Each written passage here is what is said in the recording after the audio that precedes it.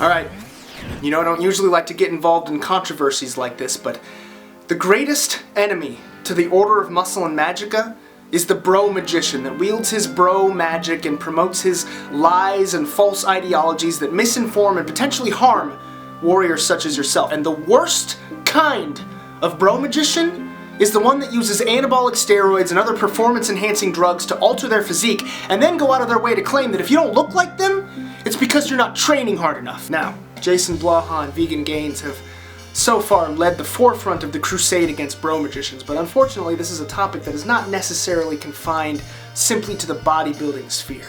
And when it starts to seep into my sphere, I refuse to hold my tongue any longer. So as much as it pains me to do this, it's time for us to talk about Knuckles. No, not Knuckles the Echidna. I'm a gamer, not a powerlifter. Why would I... Oh, did I spell Knuckles wrong? Give it your best shot. Okay, it's on. Let's go ahead and get the obvious one out of the way first, his physique.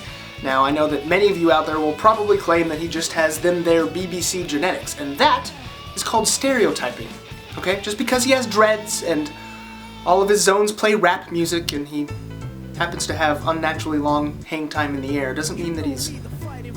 Now that's going too far. Okay, you may have a point there, but that still doesn't explain the time frame within which he achieved his results. If you look at his training history and his progress from game to game, it looks like he spent years spinning his wheels, only to wake up one morning spinning an entirely different kind of wheel. A bicycle wheel.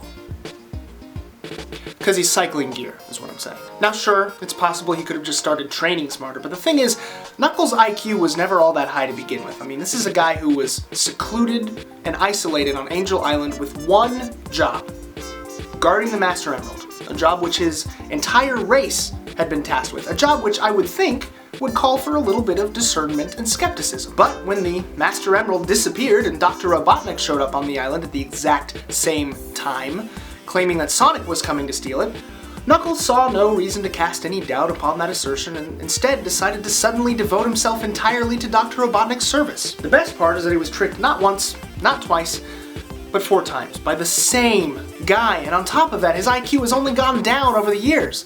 I mean, he used to be clever, at least. He did manage to guard an entire island with nothing but an odd assortment of tricks and traps that managed to keep Sonic guessing at every turn, but now, well... Amy, Knuckles, go left! Give me a sec. I'm on it! When you really think about it, Knuckles has all the incentive in the world not only to use steroids, but also to lie about it. I mean, he's a competitive athlete, competing in MMA, kart racing, and various other sports at the Olympic level, which should end the debate right there, but more importantly, he's an extremely competitive person.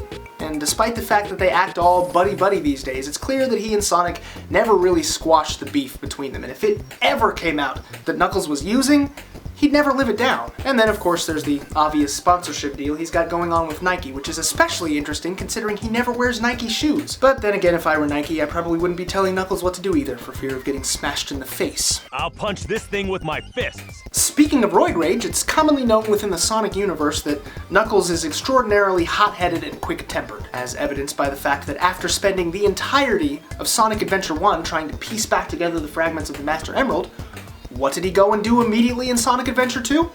He smashed the Master Emerald because the man has no control. Chaos control? Ugh.